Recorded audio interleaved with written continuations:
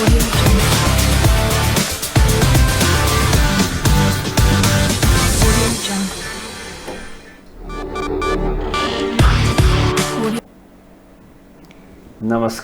Good mood भन्दै हामी 7 star folk television हेरेर बसिराख्नुभएका सम्पूर्ण दर्शकलाई स्वागत गर्न चाहन्छौँ। म हुँ मनिता पोखरेल।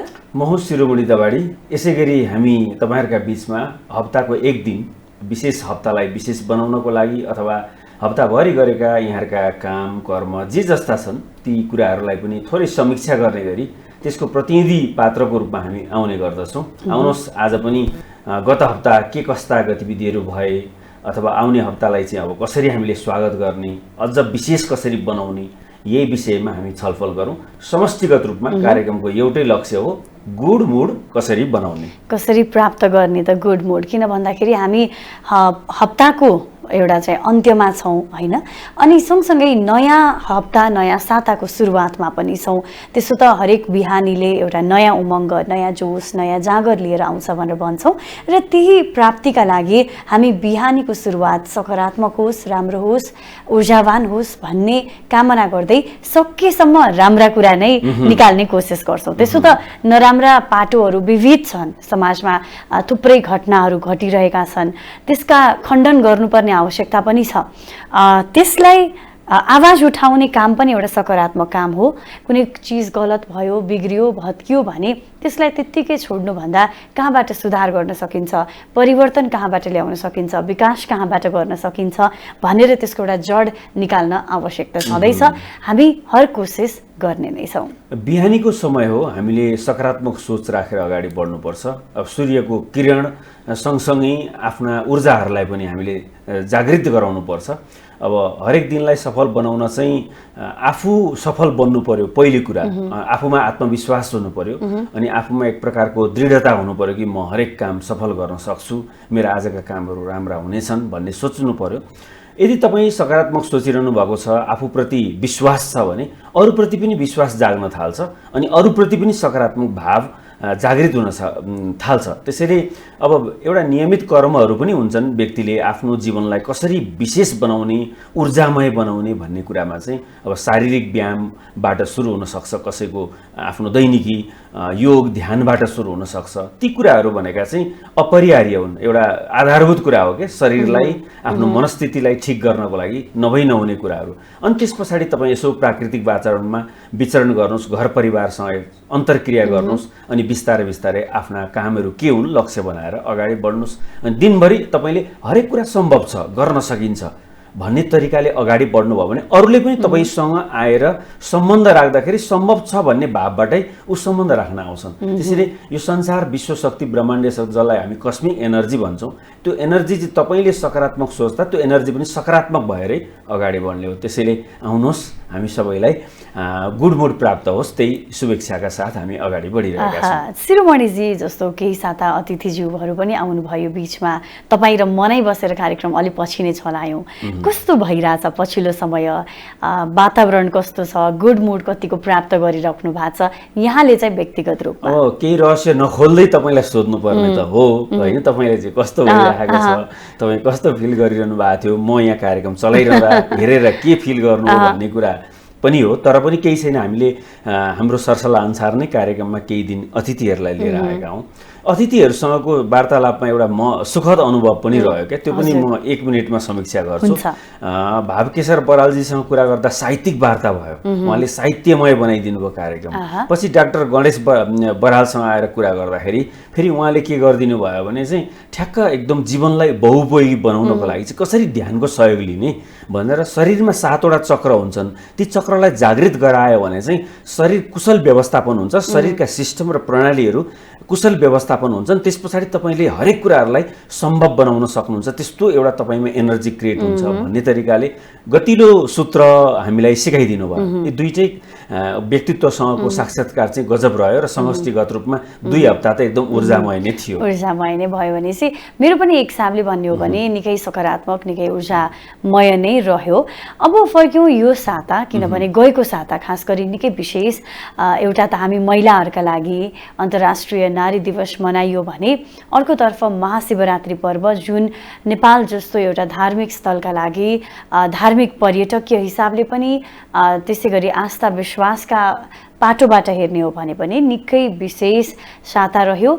पर्यटकहरूको आगमन त्यत्तिकै थियो नेपालमा, खास गरी जो सनातन हिन्दू धर्म मान्नुहुन्छ अथवा महादेवको चाहिँ विश्वास गर्ने भक्ति भावमा लाग्ने व्यक्तिहरूले एकपटक शिवरात्रिको पावन अवसर पारेर नेपाल भ्रमण गर्ने, काठमाडौँ भ्रमण गर्ने सिलसिला निकै चाहिँ रमाइलो देखिने खालको थियो। खास गरी पशुपति आसपासको क्षेत्रमा ओहोर दोहोर गरिराख्ने व्यक्तिहरूले यो चहल पहललाई अझै बढी नजिकबाट निहाल्नु भयो नै होला।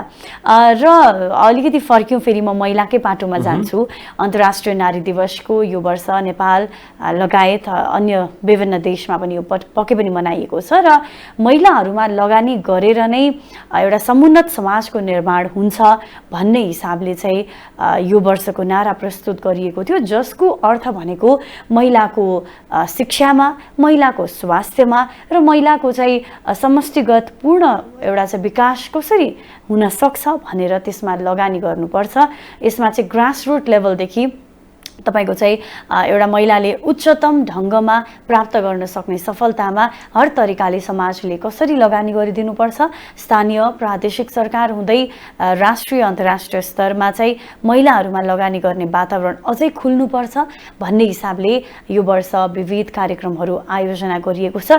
सँगसँगै इन्स्पायर इन्क्लुजन भनेर यो ह्यासट्याग सहित क्याम्पेनहरू पनि रन भयो। यो भन्नुको अर्थ हरेक क्षेत्रका, हरेक वर्गका र हरेक राष्ट्रका महिलाहरू अटाउनुपर्छ र एकीकृत भएर अघि बढ्नुपर्छ भन्ने उद्देश्यका साथ यो वर्षको अन्तर्राष्ट्रिय नारी दिवस मनाइएको छ। यो मनिताजीले उठाउनु भएको सन्दर्भ भनेको चाहिँ अब एउटा त श्रमिक अन्तर्राष्ट्रिय श्रमिक महिला दिवस पनि भनिन्छ, अन्तर्राष्ट्रिय महिला दिवस पनि भनिन्छ, नारी दिवस पनि भनिन्छ। जे भने पनि हामीले जुन आधा आकाश ओगट्ने क्षेत्र छ त्यसलाई नै सम्मान गरेर यो दिवसलाई हामीले बनाएका हौँ, सोचेका हौँ। त्यस अर्थ पनि हामीले बुझ्नुपर्छ। अब दोस्रो कुरो भनेको महान शिवरात्रिको सन्दर्भलाई हामीले जोड्यौँ।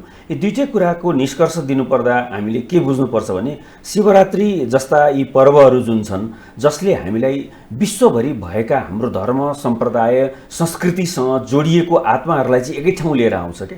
यसले एकताबद्ध हुन पनि सिकाउँछ। अनि अर्को कुरा भने एक ठाउँको कला संस्कृति सभ्यता अर्को ठाउँमा पुग्ने, चलायमान हुने एउटा अवसर पनि हो। यस्ता चाडपर्व, धर्म, कला, संस्कृति, परम्परा, रीतिरिवाज यी सबै कुराले हामीलाई चाहिँ समुदायलाई जोड्ने काम गर्छ। अब विभिन्न देशमा भएका धर्मावलम्बीहरू एकै ठाउँ आएर भेला भएर आफ्ना विचारहरू अरूसँग व्यक्त गर्ने, अरूका विचारहरू सुन्ने यो एउटा यस किसिमको पनि अवसर हो भने दोस्रो कुरा त धार्मिक पर्यटन भनेको र भनौँ न सांस्कृतिक पर्यटन भनेको बडा महत्त्वपूर्ण कुरा छ। यसले चाहिँ एउटा व्यापार व्यवसायलाई बढावा दिन्छ, अर्को मानव संस्कृति र मानव समुदायका अनुभव र अनुभूतिहरूलाई एक ठाउँबाट अर्को ठाउँमा लाने काम पनि गर्छ। तर यति कुरा हुँदाहुँदै पनि महान शिवरात्रि वर्षमा एक दिन क्यालेन्डरमा आउँछ जुन नेपालप्रतिको आकर्षण पनि हो संसारको, जहाँ हिन्दू धर्मावलम्बीहरूको बसोबास छ, त्यहाँका हरेक व्यक्तिहरू नेपाल आउन लालायित हुनुहुन्छ। तर यो वर्षमा आउने एक दिनको क्यालेन्डरलाई अलिक कुशल व्यवस्थापन गराउने कुरामा किन अन्तिममा बढी हतार हुन्छ, यो हामीले भन्नै पर्ने कुरा हो।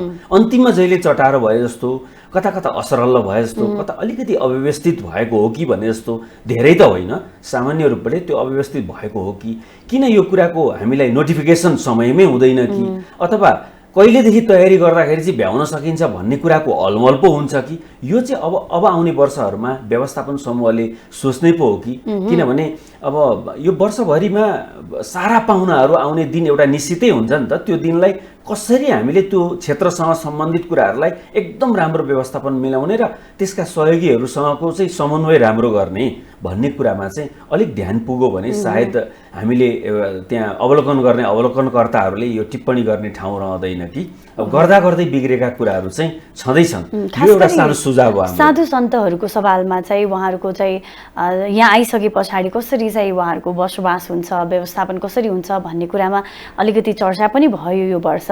तथापि पशुपति क्षेत्र विकास कोषमा धेरै परिवर्तनहरू भएको, अलिकति विरोध पनि भयो केही बिचमा अगाडि होइन, तर पनि समग्रमा हेर्दाखेरि चाहिँ गएका वर्षहरूभन्दा केही परिमार्जनहरू चाहिँ राम्रा पनि भए। जस्तो भिआइपी सवारीहरू अथवा चाहिँ भिआइपी टिकटहरूका व्यवस्थाहरू जुन हुन्थ्यो दर्शन गर्न, त्यसलाई कटौती गरिएको विषयलाई निकै प्रशंसा पनि गरियो एकतर्फ। किनभने यहाँ चाहिँ हामीले खुलेर केही चिज गलत भएको छ भने त्यसलाई कसरी हुन्छ सुधार गर्दै अर्को पटकका लागि एउटा लेसन लर्न पनि हुन्छ भन्ने हिसाबले पनि हामी दुईटै कुरा उठाउँदैछौँ। एकतर्फ राम्रा कुराहरू पनि त्यत्तिकै भए, भिआइपी सवारीलाई बढी प्रोत्साहन गरिएन। त्यसै गरी एउटा नयाँ टिम पनि हो पशुपति क्षेत्र विकास कोषको, तथापि निकै व्यवस्थित भयो स्वास्थ्यका हिसाबले, सुरक्षाका हिसाबले, सँगसँगै अरू शौचालय लगायत टेलिकमको व्यवस्थाहरू पनि गर्नुपर्ने हुन्छ।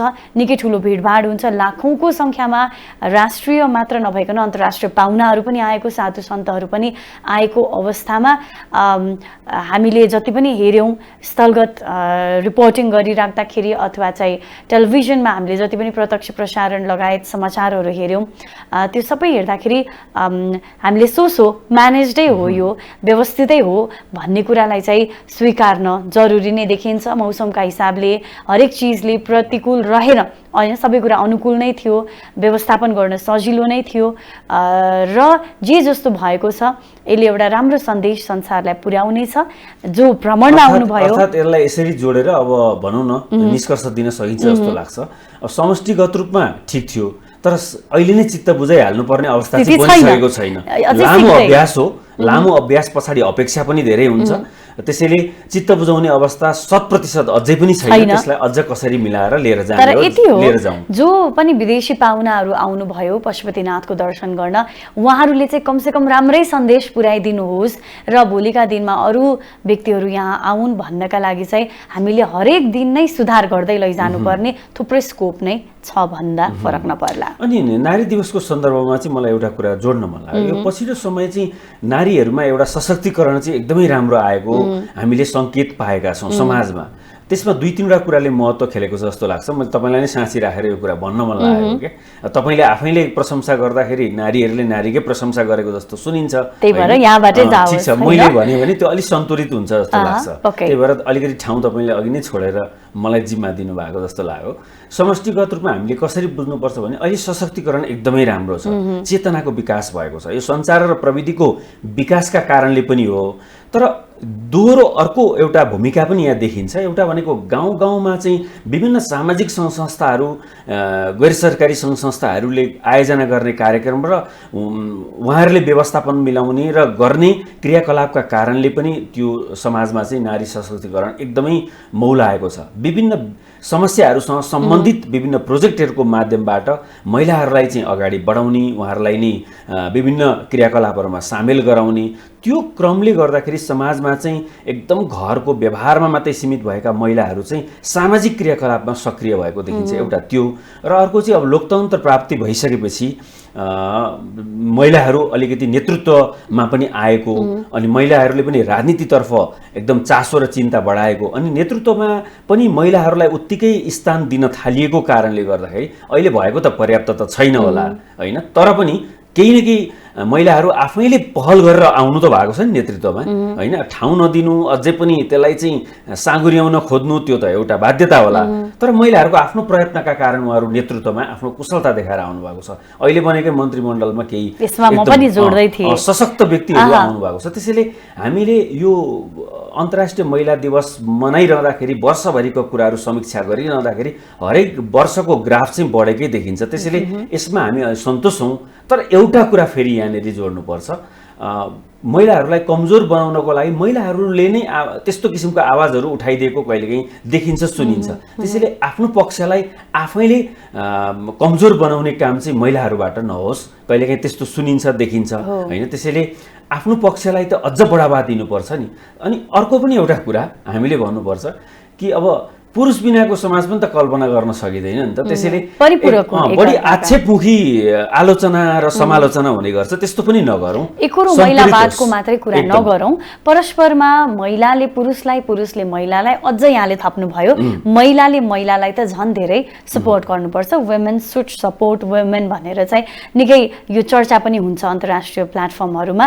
तर यहाँले भने जस्तै कहीँ कतै महिलाको दोष के छ त भनेर दोषमा बढी केन्द्रित भएर एक महिलाले अर्को महिलालाई चाहिँ कसरी हुन्छ गिरावटतर्फ उन्मुख गराउने काम गरिरहेका छौँ भनेदेखि त्यो गलत हो, यो नगरौँ। र अहिले पछिल्लो समय राजनीतिक हिसाबले पनि सशक्त महिलाहरू महिलाको कोटा पुर्याउन महिला मात्र नभइकन एकदमै सशक्त महिलाहरू चाहिँ अहिले पदमा पुगिराख्नु भएको छ। त्यसै गरी मन्त्रीमण्डलको निरन्तरता पनि केही महिलाहरूले जुन निरन्तरता पाउनुभयो, फेरि पनि उहाँहरू सक्षम हुनुहुन्छ भनेर फेरि पालो पाउनु भएको छ, त्यो चाहिँ अझै बढी मलाई इन्स्पायरिङ लाग्यो। नयाँ चान्स पाउनु एकतर्फ छ, अर्कोतर्फ चाहिँ उहाँले गरिराख्नु भएको कामलाई चाहिँ विश्वास गरेर होइन। सञ्चार मन्त्रालय एउटा उदाहरणको लागि भयो, जहाँ चाहिँ निकै अब मलाई खुसी पनि लाग्छ पछिल्लो समय उहाँलाई देखिराख्दाखेरि र उहाँको एक्टिभनेस जुन छ त्यसलाई हेर्दाखेरि चाहिँ निरन्तरता पनि एउटा प्रगतिको अर्को बाटो हो। अर्को महत्त्वपूर्ण मन्त्रालय शिक्षा मन्त्रालय पनि अब फेरि महिलाकै हातमा परेको छ। हामी उहाँहरूलाई पनि एउटा के अनुरोध गर्छौँ भने अब यो अवसर प्राप्त भएको छ। हिजो आलोचना गरिन्थ्यो भने अब आफैमाथि जिम्मेवारी आएको छ।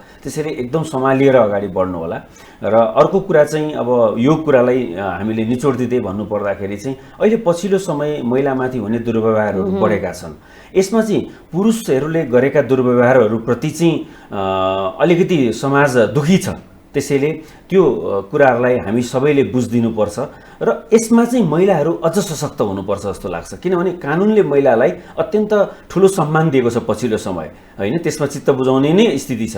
तर यस्तो हो, आफू दबिँदैछु, आफूमाथि पीडा हुँदैछ अथवा कसैले आफूलाई नराम्रो दृष्टिकोणले व्यवहार गरिरहेका छन् जसका कारण आफू उत्पीडित हुनुपर्ने अवस्था छ भन्ने सङ्केत पाउने बित्तिकै तपाईँले आवाज आफैले उठाउनु भयो भने चाहिँ यहाँ कसैको केही चल्नेवाला छैन। त्यसैले आफूले आवाज दबाएका कारणले पाएको दुःख पनि बढी छ समाजमा। नदबाउनु होला आवाजलाई, यसो सशक्त बनाउनु होला। कानुन दरिलो छ। यो बीचमा यति हामी अन्तर्राष्ट्रिय स्तरमा यति नारा उठाएर काम गरिराख्दाखेरि पनि महिला हिंसा, त्यसमाथि पनि यौनजन्य हिंसा बालबालिकामा सुन्नु पर्यो होइन। कति चिजहरू प्रमाणित नभए तापनि जुन खालको चर्चा भयो त्यो सुखद सुरुवात चाहिँ पक्कै थिएन, एकदम दुःखद सुरुवात थियो यो साताकै। र अहिले पनि छानबिनहरू चलिरहेको छ। परिवार पक्षहरू सन्तुष्ट हुनुहुन्न जवाफसँग भने हामी जो कोही पनि यति बेला यो छानबिनबाट आएको, खास गरी अब यो विषय उठाउनै पर्दाखेरि शालिन पोखरेलको विषय, चितवनमा घटेको घटनाको जुन आत्महत्या भनिएको छ र अर्कोतर्फ यो चाहिँ यौनजन्य हिंसा बलात्कारबाटै त्यसपछि मृत्यु भएको भन्ने कुराहरू आइरहेका छन्। यसमा खास गरी साथ जसले दिनुपर्ने हो, आवाज जहाँबाट उठ्नुपर्ने हो त्यहाँबाट उठेको छैन भनेर गुनासो आइरहेको र अन्तिममा चाहिँ दोष भिक्टिमलाई नै के, जस्तो प्लेन क्रास हुँदाखेरि पाइलटमै दोष गए जस्तो यहाँ पनि बलात्कार भइसकेपछि पीडित पनि हुने र बालिका स्वयंमै चाहिँ दोषारोपण र बालिकाको परिवारमा एक खालको चाहिँ आक्षेपहरू आइरहेको अवस्थामा हामी एकातर्फ हामी यति ठुला ठुला कुरा गर्छौँ, 5 स्टारमा हामी महिलाको सशक्तिकरणको आवाज उठाउँछौँ भने अर्कोतर्फ वास्तविकता यस्तो छ।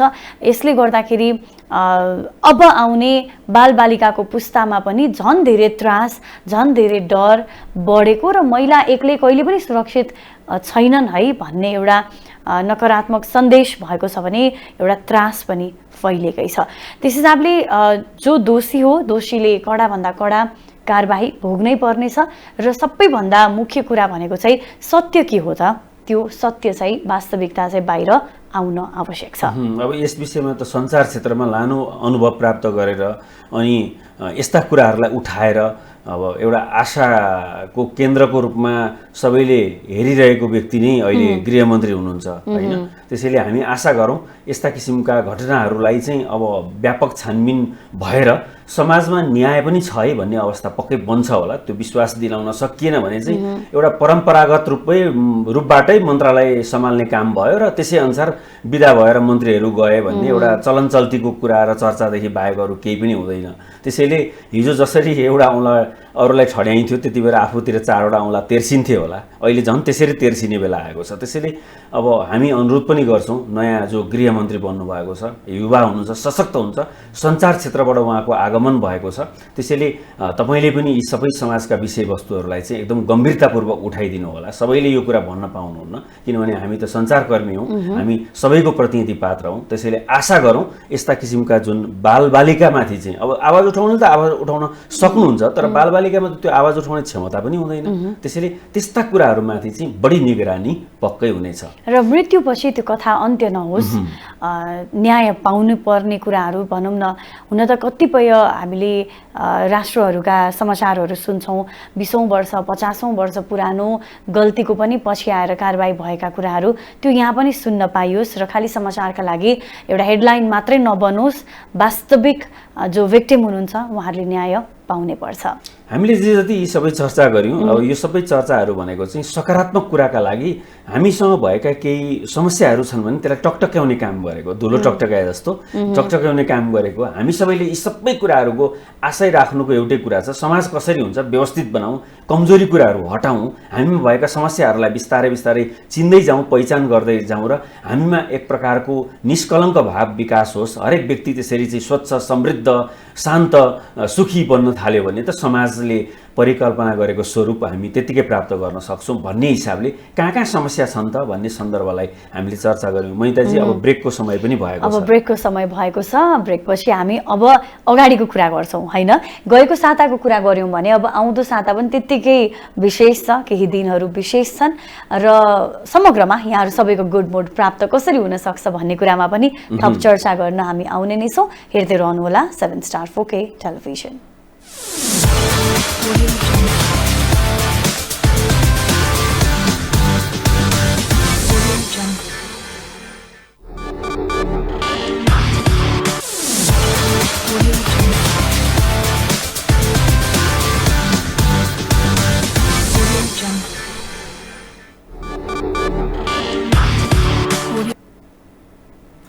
गुड मुडमा फेरि पनि यहाँहरूलाई हामी स्वागत गर्दैछौँ। हामी गत हप्ता अथवा योभन्दा पहिले बितेका समयमा के कस्ता क्रियाकलापहरू गतिविधिहरू भए, हामी केमा व्यस्त थियौँ अथवा हाम्रो समाज, हाम्रो वरपरको वातावरण के कुराले व्यस्त भएको थियो भन्ने सन्दर्भबाट केही सामाजिक हाम्रा दायित्व र हाम्रो आफ्नो उत्तरदायित्वको विषयमा पनि केही छलफल गऱ्यौँ समष्टिगत रूपमा। अब यस्तै विषयमा केन्द्रित हुँदै हामी कार्यक्रमलाई अगाडि बढाइरहेका छौँ। अब हामी आउने दिनका बारेमा चर्चा जोड्नेछौँ। अब आउने दिनको कुरा गरिराख्दाखेरि हामी अब मार्च महिनाको दोस्रो हप्ता र सँगसँगै फागुनलाई बिदाई गरेर चैत्र महिनामा पनि प्रवेश गर्दैछौँ यो हप्ता। अनि निकै एउटा उमङ्ग कस्तो कुराको छ भने मौसमको के जाडो थियो होइन। अब जाडोबाट बिस्तारै अब चाहिँ गर्मी हो कि जस्तो, बिहान बेलुका अलिअलि चिसो, मौसम पनि त्यत्तिकै राम्रो सुन्दर छ। एउटा वसन्त ऋतुतर्फको प्रवेश पनि आगमन हुँदैछ। हुन त वसन्त पञ्चमी हामीले अलि अगाडि नै मनाइसक्यौँ। मौसमले पनि एउटा राम्रो सुरुवात सङ्केत दिँदैछ भने बिस्तारै अब हामी वर्षको अन्तिम महिना होइन 12औं महिना चैत्र महिनातर्फ पनि प्रवेश गर्दैछौँ। यो बिचमा ग्याल्पो लोसार मनाइँदैछ। यो लोसार मनाउनु हुने सम्पूर्ण महानुभावहरूलाई हार्दिक मङ्गलमय शुभकामना अग्रिम रूपमै हामी दिन चाहन्छौँ। लोसार पर्व यो चाहिँ कति देशहरूमा चाहिँ यो मिल्दोजुल्दो पनि छ। ग्याल्पो लोसार खास गरी परिवारसँगै भएर मनाइने यो पर्व खानपानका हिसाबले पनि अलिक विशेष नै रहन्छ। बिर्सिँदै हुनुहुन्छ भने सम्झाइँदैछौँ होइन। र हामीलाई चाहिँ लोसार मनाउने साथी हुनुहुन्छ भने अलिकति जस्ता खानेकुराहरू ल्याइदिए हुन्थ्यो कोसेलीका रूपमा भन्ने लाग्छ। र अहिले पछिल्लो समय चाहिँ फेरि कुनै सीमित सम्प्रदायमा मात्रै पर्व सीमित छैन होइन। यो चाहिँ एउटा त ग्लोबल फेस्टिभल पनि भइसक्यो। अर्कोतर्फ चाहिँ नेपाल नेपालभित्रै पनि हरेक सम्प्रदायले चाहिँ लोसारको शुभकामना आदान प्रदान गर्ने र कार्यक्रमहरूमा सहभागी हुने र कोही लोसार मनाउने परिवार साथीभाइ हुनुहुन्छ भने त्यहाँ पुगेर एउटा शुभकामना आदान प्रदान गर्ने माहौल जुन सिर्जना भएको छ। अहिले चाहिँ कुनै एउटा सीमित परिवार क्षेत्रको मात्रै पर्व नभएको हिसाबले एउटा राष्ट्रिय पर्व पक्कै बनेको छ। त्यसैले अब हामी यो लोसारको विषयमा छलफल गरिरहँदाखेरि सँगै अब विश्व उपभोक्ता दिवसको सन्दर्भलाई पनि जोड्ने क्रममा छौँ। अब जति पनि चाडपर्वहरू छन्, अघि पनि हामीले चर्चा गऱ्यौँ ब्रेकभन्दा अगाडिको सन्दर्भमा, होइन, शिवरात्रिको सन्दर्भ जोडेर चाडपर्वहरूलाई अहिले पछिल्लो समय चाहिँ जब युवा पुस्ताहरूले चाडपर्वलाई बुझ्न थाले नि, त्यसलाई अलिकति नयाँ फ्लेभर दिएको जस्तो देखिन्छ क्या, नयाँ रूप क्या। त्यसलाई अलिकति व्यवसायसँग पनि जोडेको, सामाजिक सम्बन्धसँग पनि त्यसको सम्बन्ध रहेको, अनि एक प्रकारको मित्रता बढाउने एउटा अवसरको रूपमा पनि, अनि घुलमिल हुने अवसरको रूपमा पनि लिएको। अझ चाडपर्वको एउटा परम्परागत रूप त छँदैछ, त्यसलाई चाहिँ एउटा सेलिब्रेसन हुन्छ नि, बाहिर उत्सव मनाउने र रमाइलो गर्ने र खुसी बाँड्ने, त्यो एउटा अवसरको रूपमा पनि अब त्यसलाई अलिक नयाँ नयाँ रूप दिँदै गएको देखिन्छ। त्यसैले हिजो अस्ति पहिले गरिएका यस्ता लोसार होस् अथवा साकेला पर्व किन नहोस्, होइन, जेमा पनि हामी युवा पुस्ताहरूको चाहिँ आकर्षण एकदम बढेको देख्छौँ, होइन। परम्परागत रूपमा आफ्ना पोसाकहरू लगाउने, त्यस पछाडि चाहिँ अब त्यसलाई प्रचार प्रसार पनि आफ्नो माध्यमबाट सबैले गर्ने, यो एउटा सुखद कुरा हो। यसले व्यापार व्यवसाय बढाउनेदेखि लिएर हाम्रो आफ्नो कला संस्कृतिलाई अन्तर्राष्ट्रियकरण गर्ने कुरामा पनि यसले जोड्छ र विदेशीहरू पनि नेपाल आउँदाखेरि यस्ता पर्वहरू खोजी खोजी कहाँ कहाँ कुन समुदायले ती पर्वहरू मानिरहेका छन्, कस्तो पोसाक कहाँ गएर चाहिँ लगाएर त्यसको रमाइलो गर्न सकिन्छ भन्ने कुरामा खोजी खोजी विभिन्न समुदायमा गएको देखिन्छ। त्यसैले यी कुराहरूलाई हामीले जति सक्दो ब्रान्डिङ नै गर्नुपर्छ। यसले हाम्रो समुदायलाई केही न केही चलायमान बनाउँछ र कुशल व्यवस्थापन पनि गर्छ। त्यसैले अब आउने जुन लोसार पर्व छ त्यसलाई पनि अलिक विशेष व्यवस्थापन गरौँ, सबैले मनाऊ, सबैको पर्व सबैले मनाऊ, त्यसो हुँदाखेरि सबै खुसी हुन पाइन्छ। यो साँगुरो परिभाषा चाहिँ अब बिस्तारै एकदम फराकिलो पनि बनाउँदैछौँ र यहाँले ठ्याक्कै उपभोक्ताको विषय जोडिराख्दाखेरि अब बाहिरतिरको धेरै कुरा त हामीलाई थाहा पनि भएन, तर यसो हेर्दाखेरि चाहिँ जस्तो जुन बेलामा जे पर्व आउँछ अथवा जुन बेलामा डिमान्ड जे सामानको हुन्छ त्यो सस्तो हुनुपर्ने हो नि त, होइन। डिमान्ड बढिसकेपछि प्राइस घट्नुपर्ने हो, तर हाम्रो नेपालमा चाहिँ जब अब डिमान्ड हुन थाल्यो त्यो प्राइस पनि त्यसपछि त्यसको एउटा त हाहाकारै मचिन्छ, कहिलेकाहीँ त्यो सामानै नपाइने हो कि भन्ने हुन्छ। अनि सँगसँगै चाहिँ मूल्यको कुरा गर्ने हो भने आकाश सिधै गएको पाइन्छ। उपभोक्ता अधिकारको संरक्षण गर्नुपर्छ भनेर हरेक वर्ष मार्च 15मा विश्व उपभोक्ता अधिकार दिवस मनाइन्छ। तर दिवस मनाउँदै गर्दा अहिले हामी लोसारकै कुरा गरौँ अथवा जे कुरा गरौँ, होइन, फेरि चाडपर्वको बेलामा पुराना स्टकहरू बाहिर ल्याउने र भिडाउने काम पनि बढी हुन्छ। त्यो पनि बढी हुन्छ। एउटा त क्वालिटीको कुरामा त हामी कति छानबिन गरेर सामान किन्नुपर्छ, के हो मापदण्ड भन्ने कुरामा चाहिँ अलिअलि खाद्य पदार्थमा हामी केही माथि उठेका छौँ भने खाद्य पदार्थ बाहेक अरू कुरामा त हामी डेट एक्सपायरी छ छैन, त्यसै गरी त्यसको चाहिँ क्वालिटी स्ट्यान्डर्ड मेन्टेन भएको छ कि छैन भन्ने कुरामा सोच्न हामीलाई अझै केही वर्ष लाग्छ होला। तथापि अहिलेको हाम्रो मुख्य कुरा भनेको एउटा त गुणस्तरीय सामान पाउनु पर्यो, अर्को भनेको बेलामा पाउन सक्नु पर्यो, र सँगसँगै मूल्यको कुरा जुन छ त्यो चाहिँ एउटा ओभर रेटेड भनौँ न, होइन। जुन मूल्य हो त्योभन्दा बढी किन हुन्छ भने यति बेला डिमान्ड छ। जस्तो दसैँको बेलामा चाहिँ लुगाहरूमा महँगी झन हुन्छ कि, खास गरी दसैँको बेलामा चाहिँ लुगा किन्ने अलि नेपाली समाजमा एक सरो लुगा चाहिँ किन्नै पर्छ भन्दाखेरि त्यो बेलामा सस्तो पो हुनुपर्ने त, तर यहाँ त्यही बेलामा आकाशिन्छ भने अब अरू सिजनमा जे बेला जे पर्छ त्यो अनुसार त्यसको भाउ चाहिँ बढ्ने गरेको छ, जुन साइन्टिफिकली चाहिँ एकदम मिलेको छैन, प्र्याक्टिकली मिलेकै छैन। अनुसार पनि त बजारमा माग बढ्दाखेरि त भाउ घट्नुपर्ने, तर त्यो अर्थशास्त्रको नियमलाई पनि अपहेलना गरेको देखिन्छ। र उपभोक्ता अधिकार केलाई भन्ने त अब, होइन, हामी उपभोक्ता भएर कन्ज्युमर भएर हामीले हाम्रो अधिकारको कुरा गर्ने हो भने मलाई लाग्छ यहाँ मेरो सामानै नकिन्नुहोस्, अथवा कहिलेकाहीँ कुनै कम्पनी स्वयंले ब्ल्याकलिस्ट गरेर सूचना निकाल्न पनि बेर छैन यदि तपाईँ निरन्तर त्यो वकालत गर्नुहुन्छ त्यो ठाउँको त्यो विषयको। महिताजी कस्तो पनि देखिन्छ भने अब यो हाम्रो आफ्नो पनि चेतनाको कमी छ क्या पछिल्लो समय। अब त्यसमा चाहिँ उपभोक्ताकै कुरामा हामी गइरहेका छौँ, उपभोक्ता कसरी सचेत हुने भन्ने कुरामै चर्चा गरिरहेका छौँ। उपभोक्तासँग सम्बन्धित सङ्घ संस्थाहरूको क्रियाशीलता एउटा आफ्नो ठाउँमा छ, तर आफू सचेत नभएसम्म त जति पनि सङ्घ संस्थाहरू क्रियाशील भए पनि केही हुँदैन नि त। आखिरमा त्यो सङ्घ संस्थाको क्रियाकलाप पनि व्यक्तिकै लागि हो, अनि त्यहाँ सक्रियता हुने पनि व्यक्तिकै कारणले हो। त्यसैले हामीले एउटा कुरा के बुझ्नुपर्छ भने हामी आफू सतर्क र सजग हुनुपर्छ। जस्तो पसलमा गएर सामान किन्ने बेलामा जहाँ डेट कम भएका सामानहरू बिक्री गर्न राखिएका छन्, डेट गएका सामानहरू छन्, त्यो खाद्य सामग्रीहरू डिस्प्ले गरेर अथवा राख्दाखेरि पनि त्यो स्वास्थ्यका दृष्टिकोणले ठिक छैनन् भने त्यस्तो कुराहरूमा चाहिँ हामीले ती तुरुन्त फिडब्याक दिन सक्नुपर्छ। अथवा त्यहाँबाट पनि त्यो कुरा सुध्रिएन भने तुरुन्तै चाहिँ हामीले सम्बन्धित निकायमा त्यस्तो कुराहरू खबर गरिदिइहाल्नुपर्छ। त्यो कसैको मुख हेर्ने कुरा हुँदैन, किनभने स्वास्थ्यसँग कुरा भनेको बडो महत्त्वपूर्ण कुरा हो, कसैको जीवनसँग गरिएको खेलवाड हुनसक्छ। त्यसैले यस्तो कुराहरूमा चाहिँ हामी उपभोक्ता नै सचेत हौँ। हामी एउटा अनुरोध गर्न चाहन्छौँ सबैलाई, कृपया अहिलेबाट आजबाट सामान किन्न जाँदाखेरि चाहिँ हतार नगरिकन अलिकति समय लिएर गएर हरेक डेटहरू हेरेर त्यो सामानको गुणस्तर उल्टाइ पल्टाइ हेरेर मात्रै लिनु होला। कपडा लिएर जाँदाखेरि बरु समस्या हुँदैन, किन डेट एक्सपायर भयो भने पनि कुनै वस्तु त्यस्ता खालका चिजहरूले खासै हामीलाई असर पर्दैन। कुनै जस्तो मेटलका सामानहरू किनेर लिएर आउनु होला, या त तपाईँको कपडाहरू लिएर आउनु होला। ती भनेका त डेट एक्सपायर हुँदैखेरि चाहिँ तपाईँलाई सुहाउने नसुहाउने भन्ने होला बरु, होइन?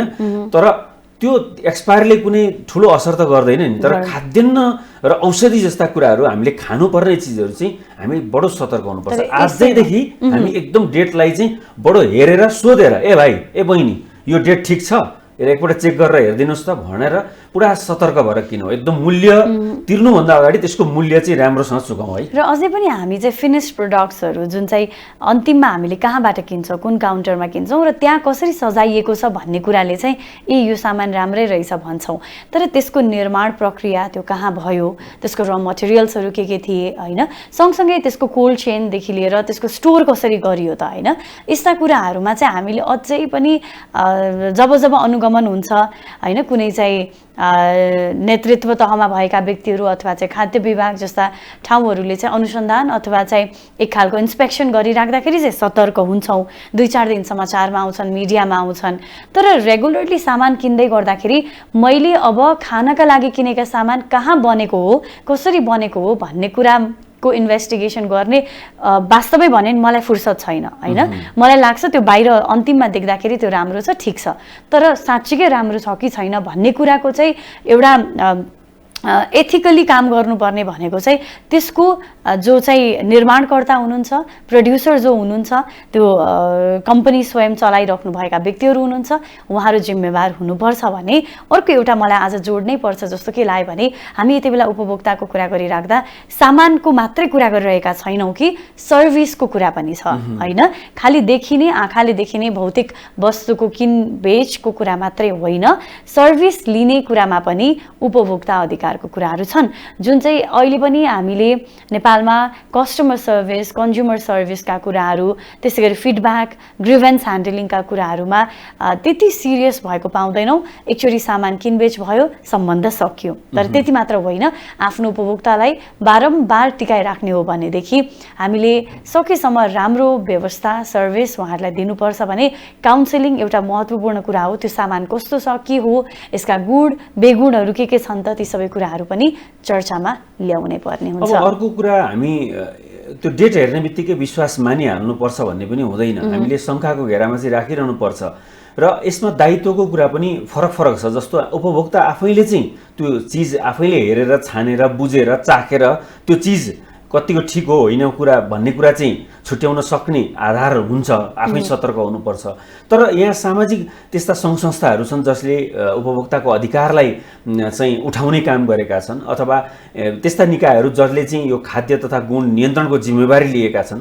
त्यस्ता सङ्घ संस्थाहरूले चाहिँ त्यो देखाउने कुराहरूको लागि आएर छापा मारेर 2-4 पोकाहरू यसो बटुल गरेर कारबाही गरे जस्तो गरे, सिल गरे जस्तो गर्दाखेरि त्यति त्यसको गहिराइमा पुगेको जस्तो चाहिँ हुँदैन। त्यसकारण दायित्व यहाँ फरक छ। त्यहाँ चाहिँ उपभोक्ता सचेत हुने हो, जहाँ बिक्री गरिन्छ, जहाँ उपभोक्ताको पहुँच पुग्दैन। अब फ्याक्ट्रीमा गएर चेक गर्छु भन्ने मेरो पहुँच पुग्दैन नि त, होइन? उपभोक्ता त हरेक व्यक्ति विशेष फ्याक्ट्रीमा कसरी उत्पादन गरे हो, कहाँ कसरी बनाएको छ, त्यो प्रवेशै पाइँदैन हो। त्यहाँ चाहिँ निकायको बढी जिम्मेवारी हो। त्यसकारण कहिलेकाहीँ कस्तो हुन्छ भने देखाउनको लागि बढी गरेको त होइन, जानुपर्ने एकतिर। अब ट्याङ्की सफा भए पो पानी पनि सफा आउँछ त, मुहान सफा हुनु पर्यो नि। त्यसकारण अब मिसावटै गरिदिने नियत राख्नेले त्यो डेट अर्कै हालिदेला भन्ने कुरामा पनि त हामीले कहाँ विश्वास मान्न सक्छौँ? हालिदिन सक्छ नि, त्यो त आफ्नो हातको कुरा हो। खाना त मिसाएर मिसावटयुक्त खानाहरू बनाएर उत्पादन गरेर पैसा कमाउने लहरमा कतिपय उत्पादनकर्ताहरू लागेको गुनासो देखिन्छ भने अब हामीले शङ्काको घेरामा चाहिँ राखिरहनु पर्छ। अब बनाएको कस्तो छ, चिजभित्र कस्तो छ, डेट ठिक्क मिलाएर राखिदिया होला। त्यसैले हामीले त्यो डेट हेर्नु भनेको पनि भित्रको चिजको गुणस्तरको कारणले हो। त्यसैले चिज कहाँबाट उत्पादन भएको छ, कसले उत्पादन गरेको छ, कसरी उत्पादन गरेको छ, होइन। हिजोका दिनहरूमा न्यु रोडमा बेच्ने चाहिँ गुटपाकहरू ट्रकका ट्रक बेचिए, तर सबै मिसावट भएर आएको थियो भनेर एकपटक छताछुल्ल पारेपछि जति पनि गुटपाक र पुष्टकारीहरू थिए सबै व्यवस्थित भएर ठुलो परिवर्तन भयो। त्यसैले हामी अनुरोध गर्न चाहन्छौँ सङ्घ संस्था र विभिन्न निकायहरूले चाहिँ ठिक्क पार्न बजारमा दुई चारवटा पोका छान्दे जस्तो भन्दा पनि त्यो पनि गर्नुहोस्, तर त्योभन्दा बढी चाहिँ जहाँबाट उत्पादन हुन्छ त्यहाँ गएर निगरानी राखिदिनु होला। त्यसो हुँदाखेरि ढुक्क हुन सकिन्छ। र अब उपभोक्ताको अधिकार संरक्षण गर्ने नै हो, सबैजना क्रियाशील हुने नै हो भनेदेखि चाहिँ मुख्यतया सरकारी तवरबाटै ती अत्यावश्यक जति पनि वस्तुहरू छन्, सामग्रीहरू छन्, सेवाहरू छन्, त्यसको सुनिश्चितता हुन आवश्यक छ।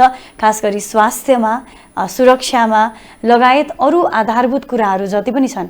अब यही उपभोक्ताको कुरा गरिराख्दाखेरि वर्षको अन्त्यमा हामी छौँ। अब पुस्तक होइन, पुस्तकको विषय जहिले पनि वर्षको अन्तिममा आउँछ, अझ अन्तिममा पनि आउँदैन, यो वैशाख लागेपछि आउँछ। विभिन्न विद्यालयहरूमा चाहिँ पुस्तकहरू पुगेकै हुँदैनन्, किनभने त्यो प्रोडक्सन फेजमै भइरहेको छ र कहिले हुने हो, कहिले पुग्ने हो भन्दाखेरि त्यो सुरु गरिहालिन्छ। यस्ता कुराहरू छन् जुन अत्यावश्यक विषयवस्तुहरू हुन्। यसका लागि अलिकति प्रोएक्टिभली पनि काम गर्नु पर्यो, अगाडिबाटै हामी क्रियाशील हुनु पनि पर्यो भने अर्कोतर्फ पाउने सामग्रीहरूलाई चाहिँ कहाँ कहाँ हो त, यो नहोस् कि पहुँच भएका व्यक्तिले मात्रै पाउने, हुँदा खाने र हुने खाने बीचको खाडल चाहिँ जहिले पनि पुरियोस् भन्ने कुरा यो उपभोक्ताको विषयवस्तुमा पनि लागू हुन्छ। अर्को कुरा पनि छ, जस्तो अब हामीले उपभोक्ताकै कुरा गर्दा औषधि बडो महत्त्वपूर्ण कुरा हो नि त।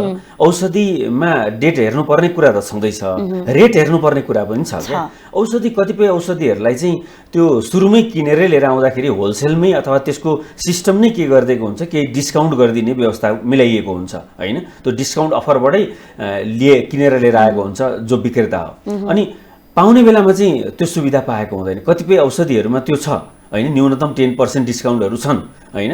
अनि त्यो सोधेपछि 3 पल्ट भनेपछि बल्ल पाइन्छ क्या। त्यसकारण यस्तो कुराहरूमा चाहिँ बिक्री गर्नेहरूले कतिपय औषधिहरूमा दिइने छुट जुन छ त्यो छुट चाहिँ आफै बुझेर दिइदिनु पर्यो, होइन। अब एउटा पीडामा बोकेर आएको मान्छे, अस्वस्थ भएर आएको मान्छेले सबै कुराको होस पुर्याउन सक्दैन। त्यस्तो संवेदनशील क्षेत्रमा चाहिँ औषधि बेच्ने जस्तो व्यवसाय गर्दाखेरि चाहिँ कि त त्यो तपाईँले त्यो व्यवसायमा न्याय दिन सक्नुहुन्न भने त्यस्तो व्यवसाय नै नगर्नुहोस्, जसको कारणले तपाईँले गरेको सानो गल्तीका कारणले तपाईँले पाप नै बेहोर्नुपर्छ, त्यस्तो कामै नगर्नुहोस्, होइन। अरू नै व्यवसाय गर्नुहोस् जसमा कम रिस्क छ, कम पाप छ, होइन। अब तपाईँले एउटा संवेदनशील व्यवसाय रोज्नु भएको छ जसले सेवा खोज्छ, जहाँ चाहिँ अरूप्रतिको संवेदना खोज्छ, अनि त्यस्तो व्यवसाय रोजेर अथवा चिकित्सकीय व्यवसाय, औषधि दिने व्यवसाय, मानिसको रोग निको पार्ने, मानिसको जीवन बचाउने व्यवसाय लिएर अनि 2-5 पैसा त्यहाँभित्र अरूको चाहिँ ठगी गरेर हामीले त्यसबाट सन्तुष्ट हुन सक्दैनौँ।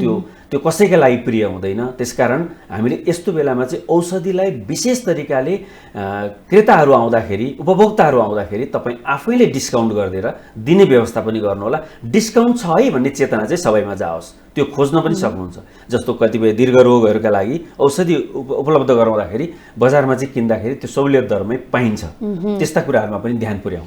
यस्ता कुराहरूमा चाहिँ हामीले यस्तो अवस्था आओस् कि यो चाहिँ नेपाल सरकारको हो यो ढुक्क भएर किन्न सकिन्छ, बरु अरू बाहिरबाट आएका आयातित विषयवस्तुहरू, औषधि होस् या कुनै पनि सामग्री होस्, यो सरकारको हो, हामी यसलाई विश्वास गर्न सक्छौँ, यो अरूको चाहिँ बरु छानबिन गर्नु पर्ला भनेर एउटा भन्न सकिने खालका स्थितिहरू पनि आइदिउन्। एउटा परिकल्पना न हो, सायद साकार पनि हुनसक्छ, तर उपभोक्ता संरक्षणका लागि यति बेला हर तरिकाले लाग्नुपर्छ। किनभने हाम्रो जस्तो देश जहाँ चाहिँ यहाँले जहिले पनि भन्नुहुन्छ नि सियोदेखि दियोसम्म भनेर, होइन, त्यो कुराहरू चाहिँ हामीले बाहिरबाट इम्पोर्ट गरिरहेको अवस्थामा अब के लिने के नलिने भनेर उपभोक्ता स्वयं बढी भनौँ न सतर्क रहनुपर्ने अवस्था चाहिँ छ नै। अनि त्यससँग सम्बन्धित सङ्घ संस्थाहरूलाई पनि हाम्रो एउटा अनुरोध र सुझाव पनि छ कि अब जस्तो उपभोक्ताका अधिकारहरू उठाउने सङ्घ संस्थाहरू चाहिँ बेला बेला मिडियामा आएर चर्को स्वर गरेर बढी लोकप्रिय हुन खोजेको भनेर गुनासो जनस्तरबाट आउँछ।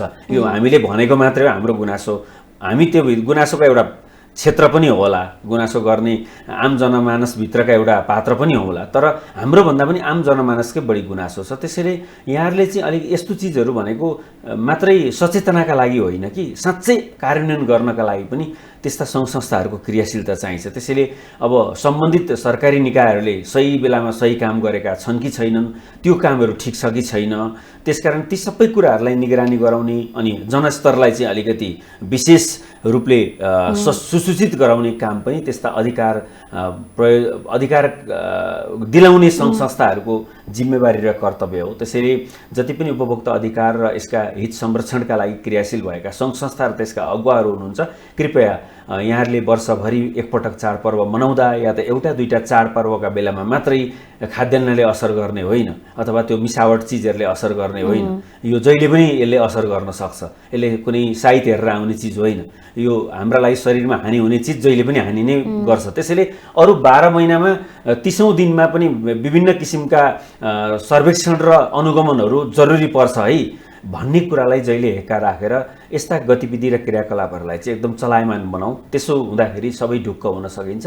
तर जति जे गरे पनि व्यक्ति आफूमा जबसम्म भित्र चेतना आउँदैन कि मैले गरेको व्यवसाय र मैले गरेको कर्म चाहिँ अरूका लागि सेवा दिइरहेको छु, त्यो सेवामुखी व्यवसाय चाहिँ मैले आफ्नो पेट भर्न कमाउन मात्रै होइन कि अरूका लागि पनि हित गर्न गरिएको चिज हो। त्यसैले मैले नै यसमा चाहिँ राम्रोसँग व्यवहार गर्नुपर्छ अथवा कुनै मिसावट गर्नु हुँदैन, अरूको जीवनमा खेलवाड गर्नु हुँदैन भन्ने चेतना चाहिँ व्यक्ति विशेषमै आउन थाल्यो भने यो सङ्घ संस्था पनि चाहिँदैन, कुनै निगरानी पनि गर्नु पर्दैन र एकले अर्कालाई सम्झाएर बुझाएर बस्नु पनि पर्दैन। त्यसकारण व्यक्ति आफ्नो सशक्तिकरण चाहिँ बडा महत्त्वपूर्ण कुरा हो।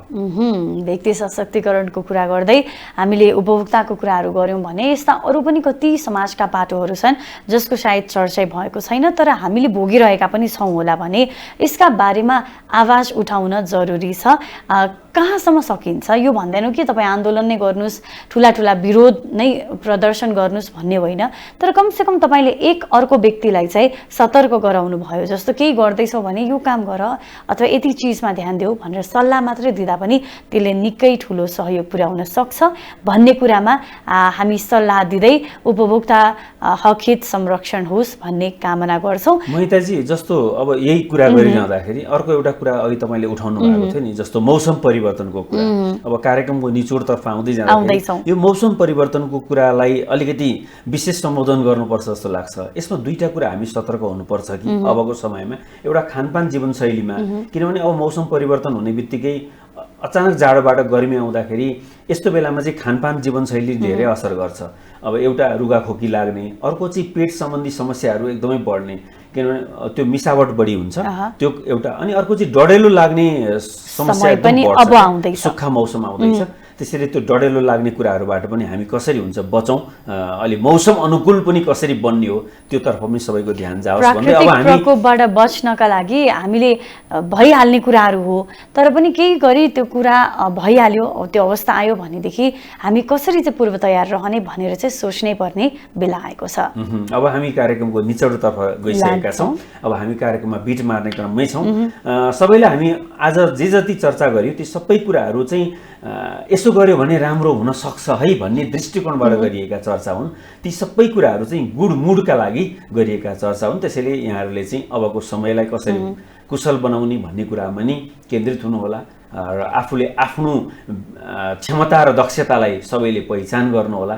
व्यक्ति विशेष सशक्त बन्न सक्यो, उसमा आफैमा चेतना आयो, आफैले सबै कुराहरू बुझ्न सक्यो, बुद्धि विवेक सबै कुरा प्रयोग गर्न सक्यो भने समाजमा सम्झाउनुमै पर्दैन, बुझाउनु पनि पर्दैन, नियम पनि चाहिँदैन, कानुन पनि चाहिँदैन, समाज आफै स्वचालित हुन्छ। त्यसैले हामी सबैले आफ्नो ठाउँबाट प्रयत्न गरौँ जहाँ न। अनुशासन हुन्छ त्यहाँ नियमको जरुरी हुँदैन भनिन्छ।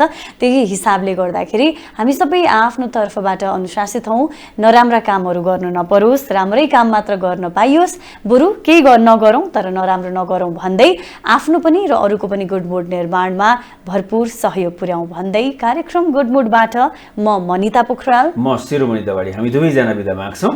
नमस्ते। नमस्ते।